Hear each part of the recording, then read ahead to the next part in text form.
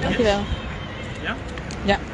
Dag mensen, we staan hier voor het Rijksmuseum aan de andere kant van het Museumplein om op initiatief van Julia Johan van de Young Falcon Collective en collaboration met Free West Papua Campaign, omdat wij natuurlijk ondersteunen of willen protesteren dat West Papua als Maluku zijn uitgewist uit dit tentoonstelling, alsof ons recht op zelfbeschikking er niet toe doet.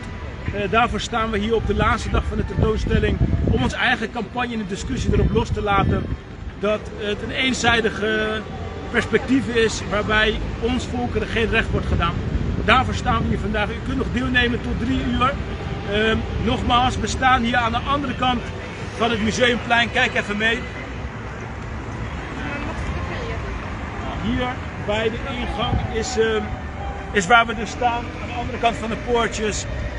Niet zoals gemeld op ons flyer, dus excuus daarvoor. Misschien tot straks.